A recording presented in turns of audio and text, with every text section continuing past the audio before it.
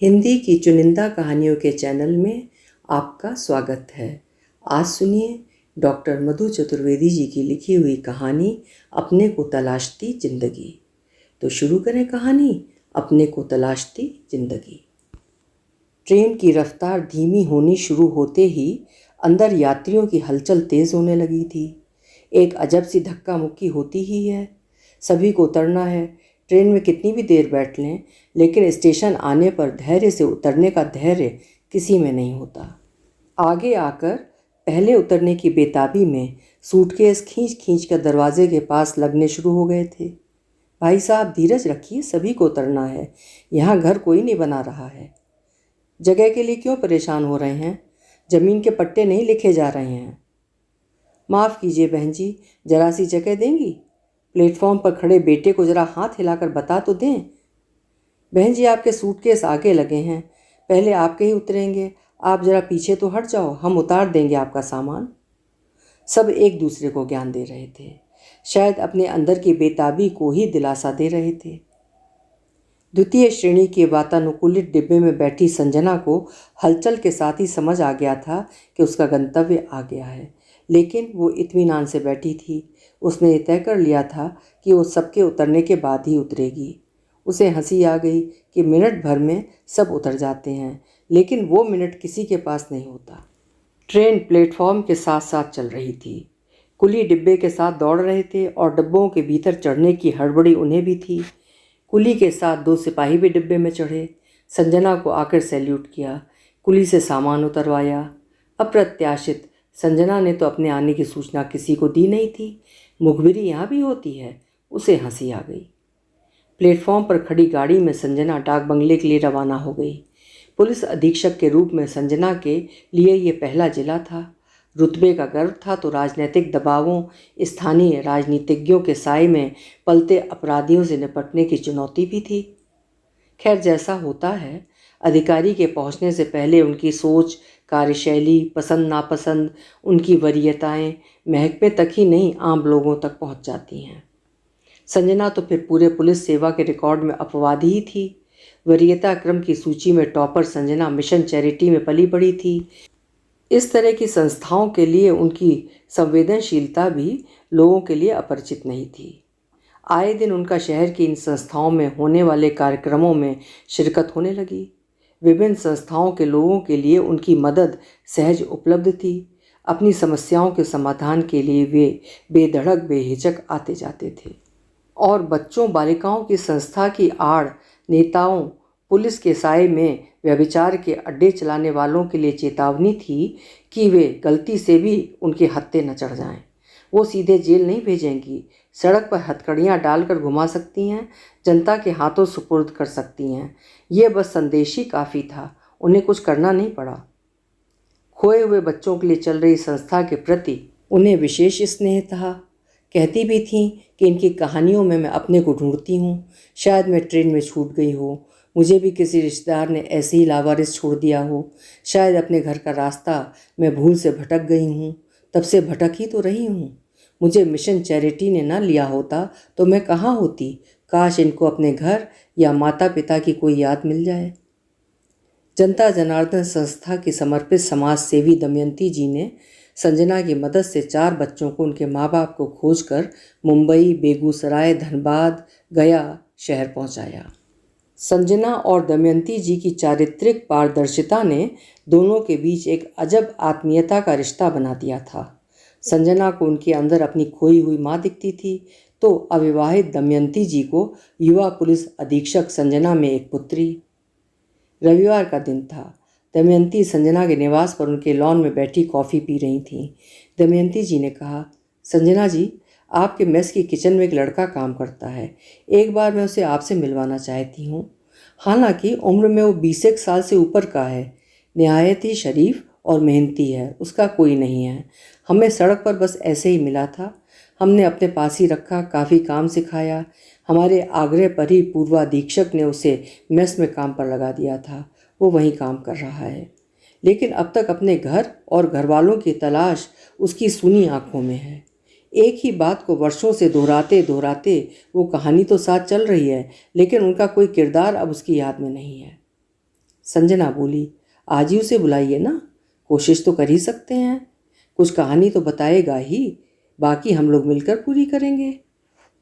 उम्र में बड़ा है तो बातों की सच्चाई भी जांचनी ही पड़ेगी। पता नहीं कितना सच है, आधा सच है या पूरा सच है या पूरा झूठ है। अपने स्टाफ को भेजकर उसे बुलवाया गया। सहमा सकुचा डरा हुआ था, बंगले में जाने को तैयार ही नहीं था। जब दमयंती जी ने आवाज़ दी, सुल्फान इधर आओ, तब जैसे तैसे उसे कुछ हिम्मत आई। दमयंती जी के साथ उसने संजना के भी पैर छुए। संजना ने कहा, सुल्फान तुम कहाँ के रहने वाले हो? तुम्हारा घर कहाँ है? तुम घर जाना चाहते हो तो हम मदद करेंगे। इन मैडम से मिलने से पहले तुम कहाँ काम करते थे? किसके पास काम करते थे? अपने बारे में सब सच सच बोलना, मैडम तुम्हारी मदद करना चाहती हैं। इधर आंखें ऊपर करके हमारी तरफ देखकर बात करो सुल्फान, बोलो, अपने बारे में बोलो। सुल्फान रोने लगा, फूट फूट कर रोने लगा। दमयंती जी थोड़ा विचलित हो गईं। उन्होंने संजना को इतना पुलिसिया अंदाज में कभी नहीं देखा था। यही तो इसकी बेबसी है कि इसे कुछ याद नहीं है। संजना ने धीरे से उनका हाथ दबाया। वो बिलखने लगा। उसको तो बस इतना याद था कि उसने गुस्से में अब्बा को गुम्मा मारा था। अब्बा घर आए थे, उनके हाथ में ठोंगा था। हमने लेने के लिए हाथ बढ़ाया, उन्होंने नजरा के हाथ में दे दिया था और उस पर नजरा हमें चिढ़ाने लगी। हमें बहुत गुस्सा आया और हमने गुम्मा उठाकर अब्बा के सिर पर मारा। गुम्मा माथे पर लगा और उनके सर से खून बहने लगा। मैं डर कर घर से भाग गया और भागता रहा। मुझे समझ ही नहीं आ रहा था कि मैंने गुम्मा मार कैसे दिया, और जितना सोचता डर और बढ़ जाता कि अब संटी आई, अब बेल्ट आई, और बिना पीछे मुड़े बस भाग रहा था। और थक हार कर जब पीछे देखा तो वहाँ कोई भी नहीं था। मुझे पता ही नहीं रहा कि कहाँ से कहाँ पहुँच गया था। याद ही नहीं आता कि अकेला दौड़ता कैसे रहा, ना पैर में चप्पल, ना एक भी पैसा। भीड़ भाड़ में लोगों के चेहरे देखता, शायद कोई मुझे पहचान ले, कोई मुझसे पूछ ले, अरे तुम यहाँ कैसे? इतना सोच कर ही मैं बिलखने लगता है कि कोई मुझे मेरे घर पहुँचा दो, मुझे अपने घर जाना है। लेकिन कोई नहीं मिला। कभी भूख, कभी घर की याद। भूख तो कभी किसी कूड़े के ढेर से और कभी किसी की दया से मिट ही जाती, लेकिन घर की याद व्याकुल कर देती। धीरे धीरे घर ही नहीं, घर की याद भी धूमिल पड़ने लगी। सिर्फ मेरे साथ मेरा नाम रह गया था। गांव, मोहल्ला, दोस्त, सबके चेहरे आंखों से हटने लगे, पर अब्बा का चेहरा नहीं भूलता। वो कैसे होंगे, पता नहीं कितना खून बहा होगा, पता नहीं उन्होंने अपना गुस्सा किस किस पर उतारा होगा, उन्होंने क्या अम्मी को मारा होगा। घर की याद पता नहीं कैसे मिटने लगी। धीरे धीरे सब चेहरे आंखों से हटने लगे। अब कुछ भी याद नहीं आता मैडम। संजना सुल्फान के चेहरे को देखती रही, पढ़ती रही। सुल्फान का रोना सिसकियों में बदल गया। अब वो एकदम शांत था।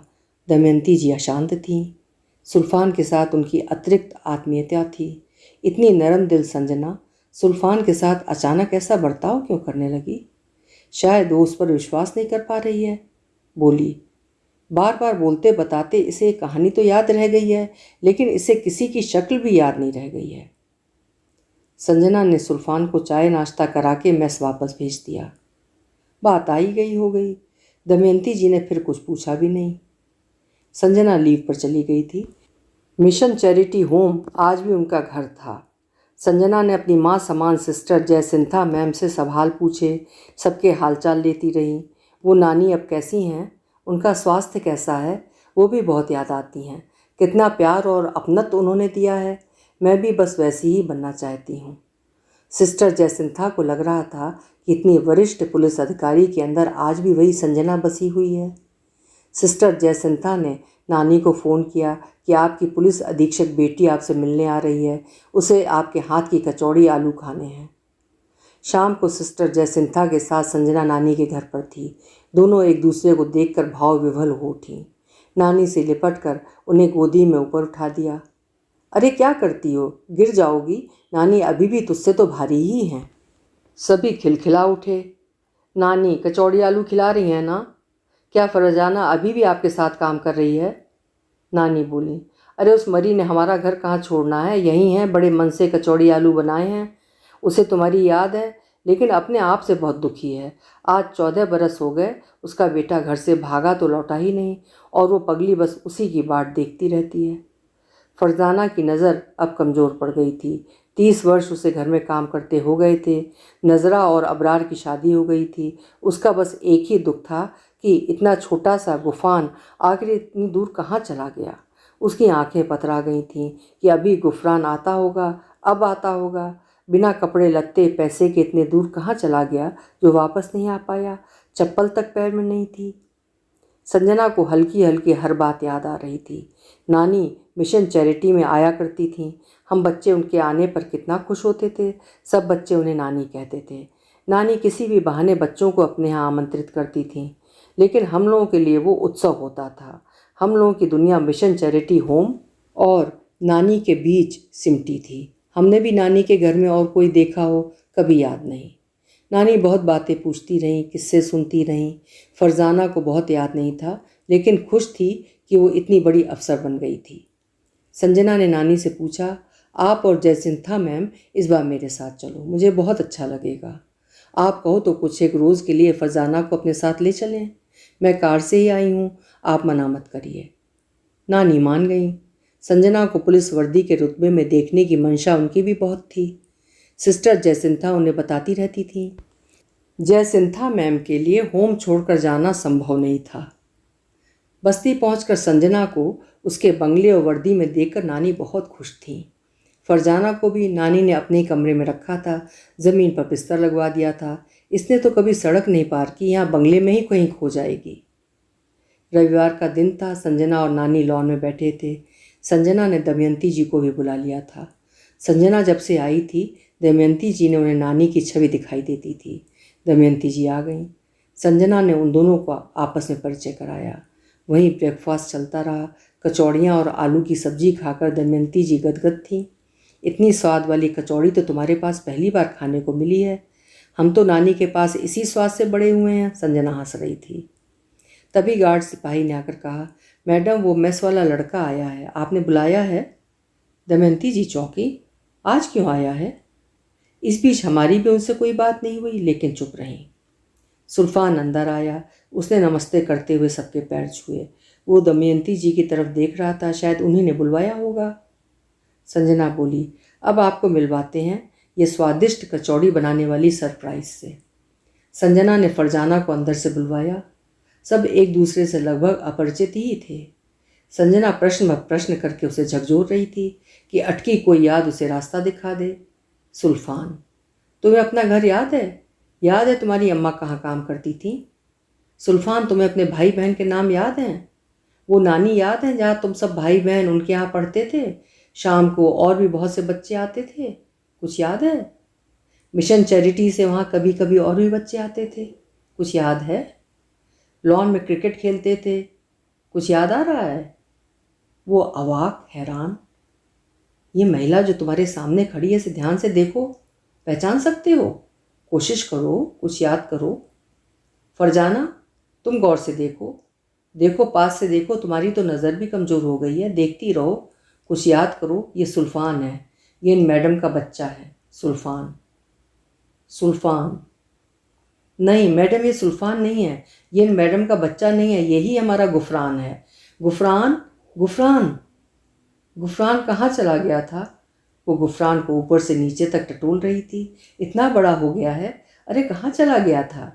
किसी ने ढूंढा भी नहीं कि डर कर भागा है। रात होने तक आ ही जाएगा।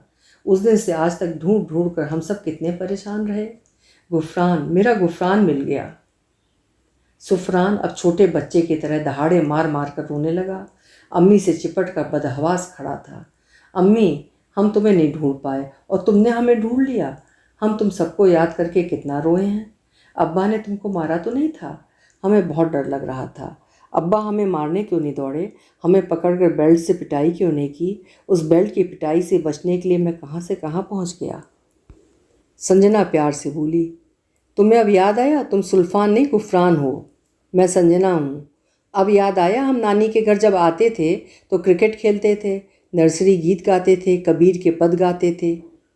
गुफरान भौचक्का सा कभी नानी को, कभी दमयंती जी को और कभी संजना को देख रहा था। नानी और दमयंती जी दोनों हैरान थीं। नानी को विश्वास नहीं हो रहा था कि वो छोटी सी संजना इतनी सतर्क, सजग, संवेदनशील अधिकारी बन गई है। दमयंती जी हतप्रभ थीं। संजना की पैनी नज़र और जज्बे पर। संजना बोली, उस दिन जब हमने सुल्फान को देखा, सुनते रहे, उसमें कहीं उस गुफरान की शक्ल दिख रही थी। वो छोटा सा गुफरान याद आ रहा था। हम अपने घर मिशन चैरिटी लखनऊ गए, सिस्टर जयसिंथा के साथ नानी से मिलने गए। आधी कहानी गुफरान ने बताई और उस अधूरी कहानी को नानी ने पूरा किया।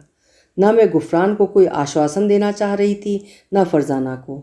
मैं तो सिर्फ अपने को आश्वस्त कर रही थी और ईश्वर से मना रही थी कि मेरा शक सही निकले।